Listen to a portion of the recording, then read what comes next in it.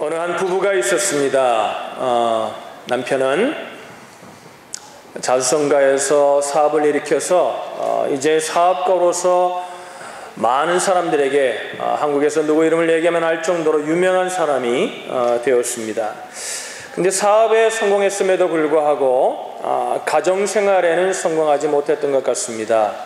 그래서 부부간의 관계가 좋지 않게 되었고 별거하게 되고 결국은 이혼을 생각하는 단계까지 가게 되었다고 합니다. 그래서 이혼을 하기로 작정을 하고 남편이 생각을 해보니까 자기가 이제 사회적인 신분도 높아졌고 자기를 아는 사람들도 많아졌는데 내가 이혼을 하게 되면 오점을 남기게 되고 좋지 않은 영향이 있겠다 싶어서 이혼을 하지 않기로 마음에 결정하고 어떻게 하든지 아내를 설득하기로 다짐을 합니다. 그리고 이제 원래 무뚝뚝한 남편인데 아내에게 따뜻한 미소를 보내기도 하고 얘기를 걸려고 합니다. 근데 여러분, 그 아내는 전혀 그런 남편의 행동에 반응하지 않는 겁니다. 대부분의 부부들이 보면 관계가 좋지 않아도 남편이 손을 잡는다든지 따뜻한 말 한마디 하면 그 모든 것들이 마음이 다 녹아들어서 좋아질 텐데 그렇지 않은 겁니다. 교회로 얘기하면 은혜 안 받기로 작정한 어느 집사님의 얼굴처럼 그냥 전혀 변하지 않는 겁니다. 어느 장로님의 얼굴처럼 전혀 변하지 않는 겁니다. 전혀 변하지 않습니다. 그래서 끊임없이 남편이 그러지 않는 사람인데 끊임없이 얘기하니까 이제 그래, 되면 될지 안 되면 좋겠다고 하는 마음을 아내가 남편을 향하여 마음을 열고 이렇게 얘기합니다. 나는 다른 것은 다 필요 없습니다. 나를 좀 행복하게 해 주십시오. 남편이 얘기를 듣고 어떻겠습니까? 황당한 겁니다. 내가 못해준 게 무엇이 있습니까? 그죠? 좋은 집에 별장이 몇 채고, 그죠? 차가 몇 대고, 자기를 쓰는 운전수로부터 집을 돌봐주는 가사일을 돌보는 가사 도우미로부터 손 하나 깜짝 안 하고, 그죠? 손 하나 물 하나 안 묻히고 매일 명품 가방에다가 명품 신발에다가 그냥 번쩍번쩍 블링블링 다이아를 사고 다니는데 당신이 불행한 게 뭐가 있냐? 남편이 따집니다. 그러니까 그 남편의 얘기를 듣던 아내가 표정 하나 변하지 않고 이렇게 얘기합니다. 나는 다 필요 없으니까 당신 마음을 주십시오. 여러분들, 이 남편이 이 말을 듣더니 화를 냅니다. 다른 건 다 줄 수 있어도 마음만은 줄 수 없다. 내 마음은 내가 사랑하는 첫사랑에게 줬다는 겁니다. 여러분 이 얘기를 들으면서 웃음이 나오죠. 여러분, 소개한 남편의 경우처럼 모든 것을 다, 내가 소유한 모든 것들을 네가 다 공유할 수 있고 다 가질 수 있지만 내 마음만은 줄 수 없다. 내 마음은 벌써 첫사랑에게 주었고 그 첫사랑에게 준 마음을 너에게는 줄 수 없다고 얘기할 때 여러분 이렇게 말한다면, 여러분이 사랑하는 사람이 이런 말을 한다면 여러분은 어떤 반응을 보이시겠습니까? 만약에 이렇게 얘기합시다. 하나님이 그래, 내가 모든 것 다 줄게.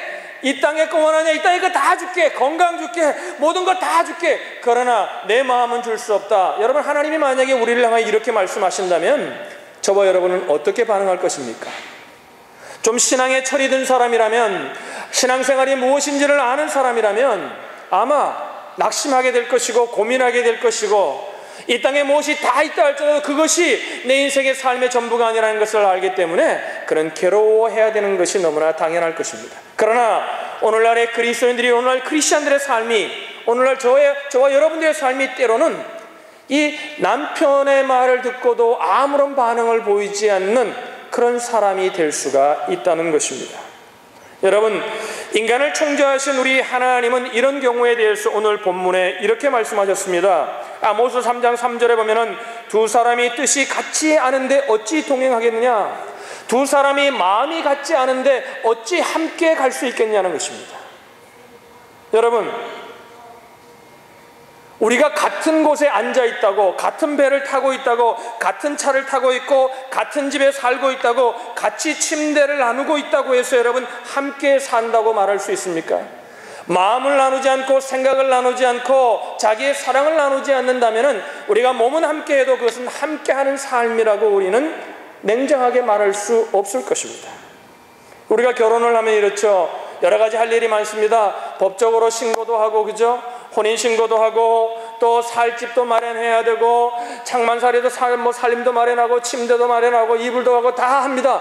그런데 여러분, 그렇게 모든 것을 다 갖추었다 할지라도 남자와 여자가 부부가 사랑하지 않고 마음을 통하지 않는다면 그것이 어찌 부부라 할 수 있겠느냐는 것입니다.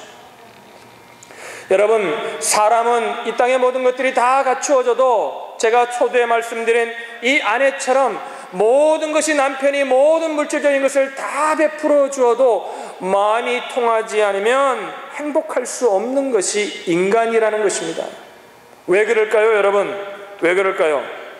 하나님이 우리를 만드실 때에 내면적인, 또 성경적으로 만나면 영적인 존재로 만들었기 때문이라고 성경은 우리에게 말씀하고 있습니다.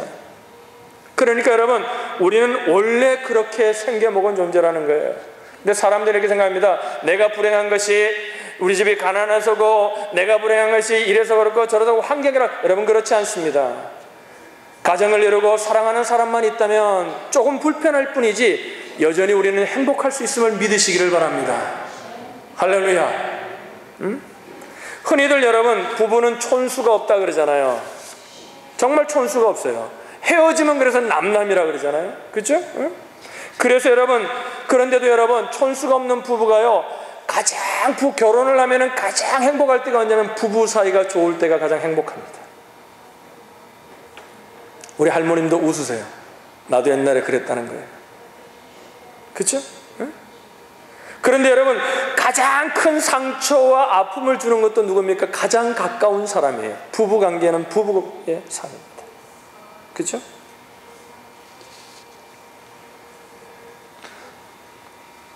그러니까 여러분, 멀리 있는 사람에게 상처받지 않냐. 지나가는 사람이 나한테 이렇게 얘기합니다. 어떻게 옷을 저렇게 입고 다녀? 여러분, 조금 그냥 기분은 나쁘지만 그것이 그렇게 마음에 상처는 되지 않습니다. 왜? 멀리 있는 사람이기 때문에 그렇습니다. 근데 여러분, 교회에서 매주 만나는 사람이 나를, 목장에서 만나는 사람이 딱 보더니 당신이 왜 그래? 기분 나쁩니다. 상처받습니다. 그런데 여러분, 그것도 남편과 아내가, 그죠? 아니면 자식이 엄마 왜 그래? 아빠 왜 그래? 그러면 깊은 상처를 받습니다. 그죠? 왜 그럽니까? 가까운 사이이기 때문에 그렇습니다. 관계를 맺고 살기 때문에 그렇습니다. 관계가 너무나 중요한 거예요. 여러분, 주님께서도 이렇게 말합니다. 뜻이 같아야 함께 갈 수 있다는 거예요. 따라합시다. 뜻이 같아야 함께 갈 수 있다. 여러분, 오늘 제가 서론이 좀 긴데요. 오늘 서론의 말씀 속에 오늘 제가 하고 싶은, 오늘 하나님이 우리에게 하시고자 하는 말씀이 다 들어있습니다. 신앙생활이 무엇이라고 생각하십니까? 잘 예배드리고 봉사하고 헌신하고, 여러분, 그게 신앙의 전부가 아닙니다. 신앙의 전부는 뭡니까? 하나님과 마음이 통하는 삶을 사는 거예요. 할렐루야. 할렐루야. 그래서 제가 그렇게 얘기하잖아요. 신앙생활은 하나님과의 친밀한 관계입니다. 예수 그리스도가 왜 이 땅에 오셨습니까? 우리가 세울 수 없는, 우리가 함께 할 수 있는 관계를 회복시키고자 예수 그리스도가 오셨음을 믿으시기를 바랍니다. 성령 하나님이 우리 속에, 예수를 믿을 때 왜 우리 속에가 계십니까? 하나님은 관계를 맺기를 원하게 해서 마음과 마음이 통하자고 우리 속에 지금도 들어와셔서 우리를 통해서 역사하고 계심을 믿으시기를 바랍니다. 그러니까 여러분, 관계가 얼마나 좋고 나쁘냐에 따라서 여러분, 관계가 얼마나 중요하냐는 거예요. 여러분, 우리가 어떤 사람들이 남녀간에 사랑을 했다가 헤어지면 우울증이 오고, 어떤 사람들은 그저 목숨까지 끊는 사람도 저는 봅니다. 가끔 우리가 있을 수 있지 않습니까? 관계의 좋고 나쁨에 따라 감정이 달라지는 겁니다. 우리가 커네디컷에서 지금 얼마나 큰 참사가 있었습니까? 참 마음이 아프죠. 그것도 6살, 7살짜리가 거의 다 죽었어요. 그리고 그 일을 저지른 그 가족들은 얼마나 아프겠습니까? 그렇죠? 그 관계이기 때문에 아픈 겁니다. 얼마나 아프겠습니까?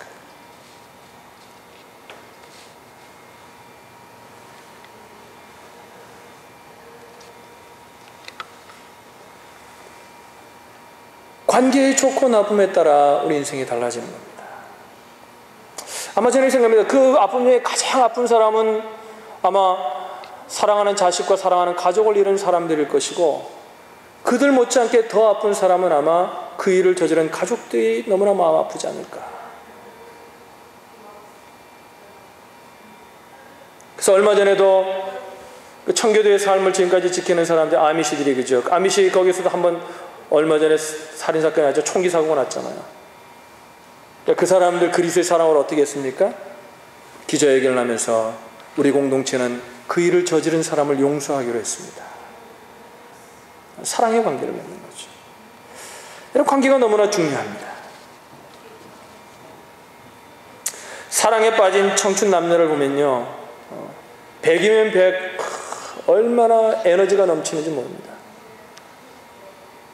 요즘 학기 말이거든요. 오늘 교회가 좀 썰렁하죠? 주일날 교회를 안 나와요. 그런데도요, 주중에 사랑하는 사람들끼리 만나야 됩니다. 이 에너지가 넘치는 거예요. 나쁜 거 아니에요. 좋은 거예요.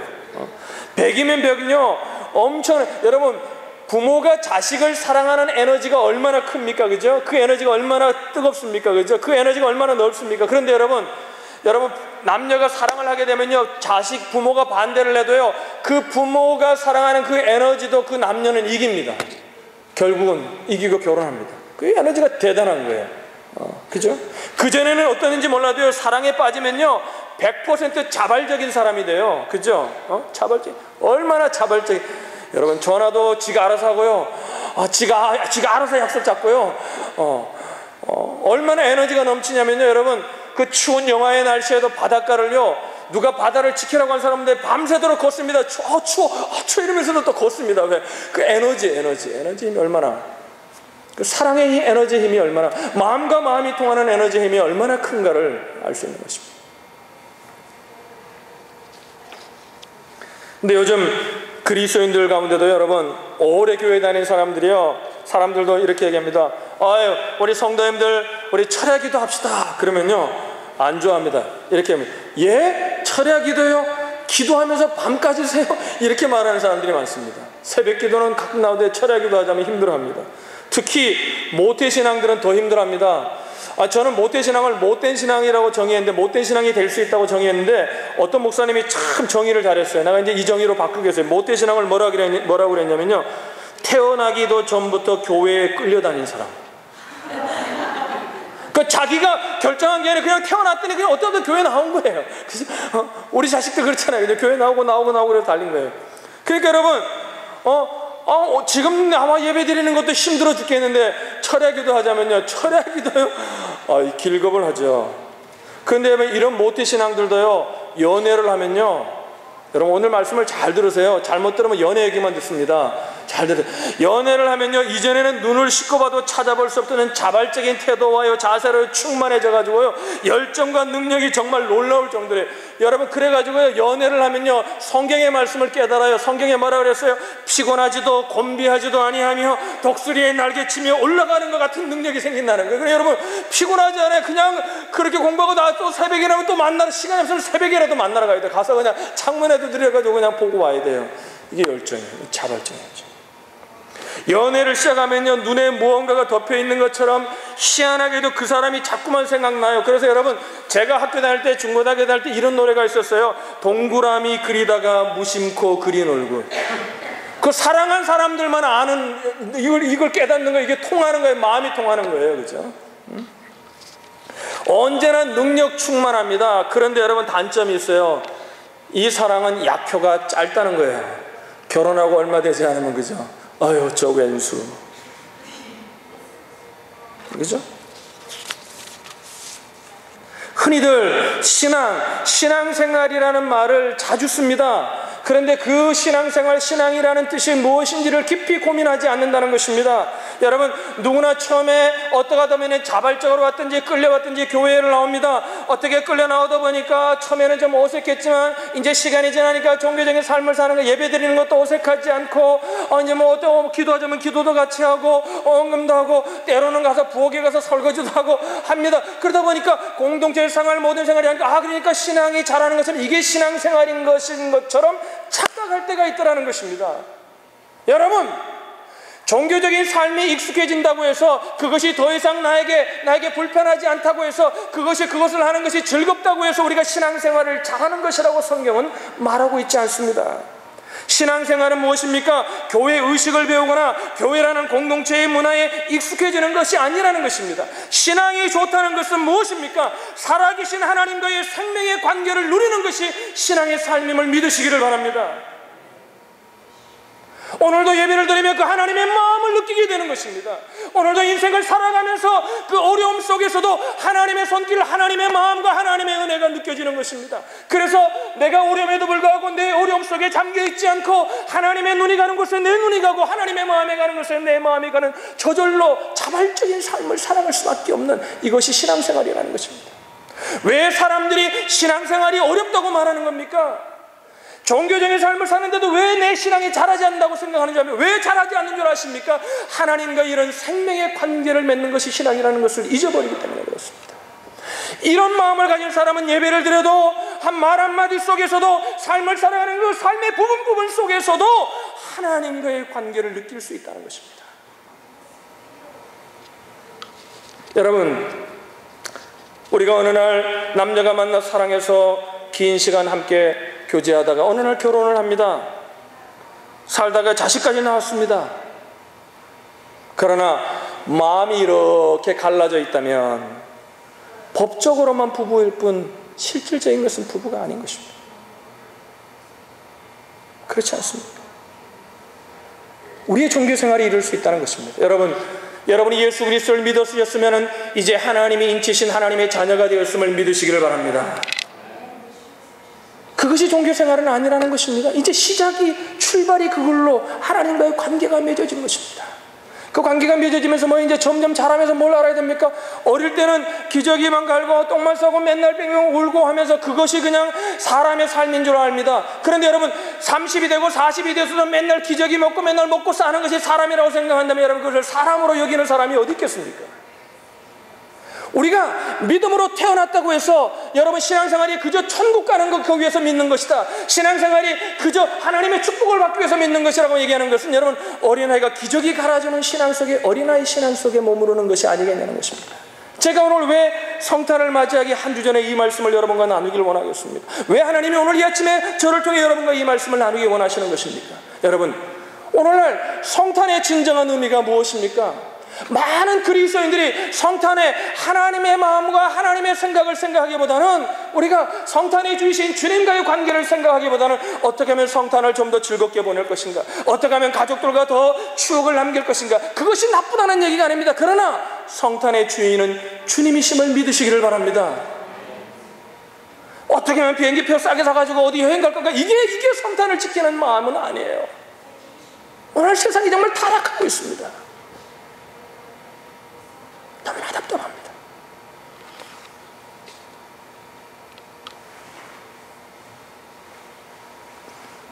여러분, 하나님은 살아계신 분이심을 기억하십시오.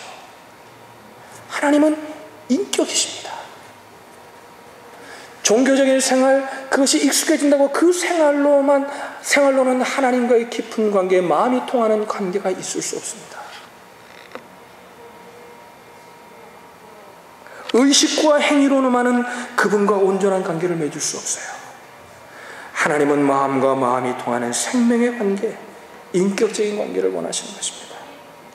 이것을 우리 입장에서는 살아있는 신앙이다, 이렇게 말하는 거예요.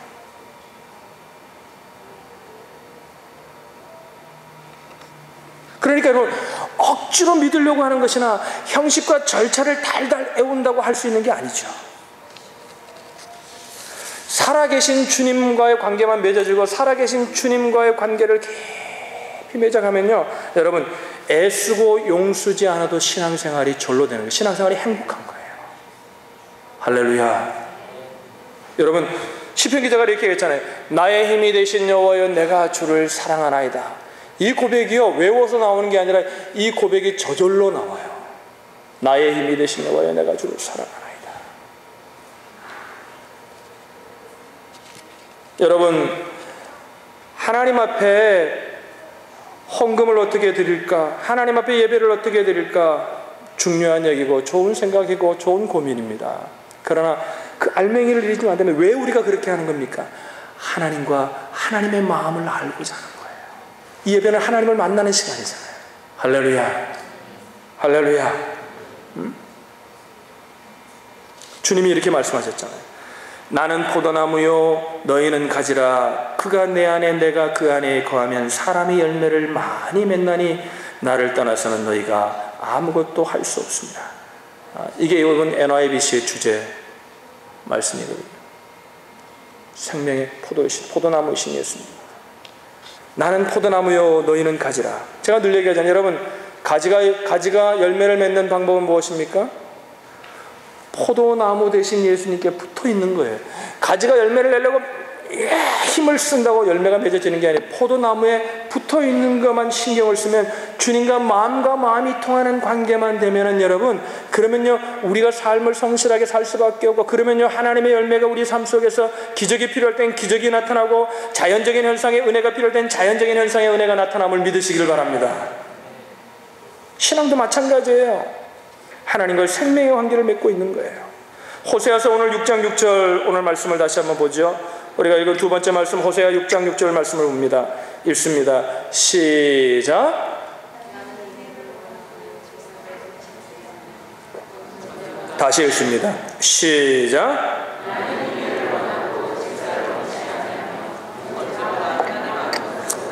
우리가 그 인애도 영어 성경도 보면은 우리가 어떤 인애를 베풀고 사랑을 베푸는 것으로 나와 있는데, 원어를 보면 그 인애는 하나님을 사랑하는 마음입니다. 번역상에 좀 문제가 있었던 것 같아요. 하나님을 그러니까 하나님은 뭐예요? 하나님은 사랑을 원한다는 거예요. 당신을 사랑하는 걸 원한다. 제사를 원하지 아니하며 번제보다 하나님을 아는 것을 원한다.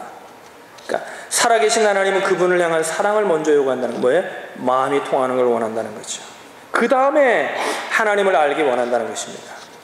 여러분, 안다는 것이 무엇인가? 저는 이런 생각을 했습니다. 제가 제 아내를 잘 안다고 생각했어요. 근데 어느 날 내가 알지 못하는 부분이 너무나 많구나, 이걸 깨달아요. 왜? 안다는 게 그냥, 여러분 보세요. 어떤 사람이 있습니다. 사람인데 동사무소 직원이 여러분 저는 저희 처갓집 식구들까지만 알지 그 처갓집의 친척들은 몰라요. 누군지 잘 모릅니다. 얼굴도 몇 번 본 적도 없고, 그죠? 근데 여러분, 누구는 잘 알겠어요? 동사무소 직원 아마 호적을 살피면 아마 더 잘할 겁니다. 그죠? 이 사람은 누구의 몇 번째 아들 태어났고, 누구 아버지 형제는 누구. 여러분, 그 사람이 저희 집 사람을 안다고 할 수 있습니까? 없습니다. 그러니까 저도 그게 아는 것이라고 생각을 했어요. 근데 어느 날 저희 아내가 몇 년 전에 수술한 적이 있었잖아요. 근데 여러분, 그 수술하는데 얼마나 자기도 마음이 그렇겠어요. 그죠? 아프고 힘들고 그렇겠어요. 근데 어느 날 이런 생각이 저에게 드는 겁니다. 근데 그 아내가 그렇게 힘들어하고 아파하는데 제가 교회라고 바빠서 그러는 것도 있겠지만 그 마음이 이렇게 전달되지 않는 겁니다. 그때 하나님이 저를 깨닫게 하시는 거예요. 뭐냐면, 네가 사랑한다는데 아는 게 아니라는 거예요. 사랑하는 게 아니라는 거예요. 사랑하는 사람은 어떻게 해요? 그 사람의 아픔이 내 아픔처럼 느껴지는 거거든요. 여러분, 자식이 막 아프잖아요. 아프면 뭐예요? 그 자식이 아픈 것보다 누가 더 아파요? 부모가 더 아파합니다. 사랑하는 거거든요. 그러니까 여러분, 안다는 것은 마음을 공유하는 거거든요. 그 아픈 마음, 그 힘든 마음을 공유하는 것이거든요. 그러니까 신앙이라는 것은 뭐냐면, 여러분, 하나님과 마음을 공유하는 것이라는 것입니다. 우리가 찬송 가운데 이제 말씀을 마치랍니다. 우리가 잘 부르는 찬양 가운데 이런 찬양이 있습니다. 하나님 사랑의 눈으로 너를 어느 때나 바라보시고, 하나님 인자한 귀로서 언제나 너에게 기울이시니, 어두움에 밝은 빛을 비춰주시고 너의 작은 신음에도 응답하시니. 뭐라 그랬어요? 너의 작은 신음에도 응답하신다. 여러분, 하나님이 우리의 작은 신음도 듣고 계시고 응답하심을 믿으시면 아멘 하십시다. 여러분, 그러면 이렇게 질문해 보아야 돼요. 우리 영혼 깊은 곳의 신음을 어떻게 주님만 아시는 거예요? 내가 사람들에게 말하지 않으면 내 가까이 있는 사람들 모르는데 어떻게 하나님이 내 그 작은 신음소리에도 귀를 기울이시고 응답하실 수 있습니까? 어떻게 내 작은 신음을 알 수 있는 거예요? 이렇게 우리는 신학적으로 얘기할 수 있을 것입니다. 하나님은 전능하시니까 압니다. 하나님은 전지하니까 아십니다. 물론 그 말이 신학적으로 틀린 것은 아니지만 신앙의 삶을 살아보면 그것 때문에 아시는 게 아니에요. 왜?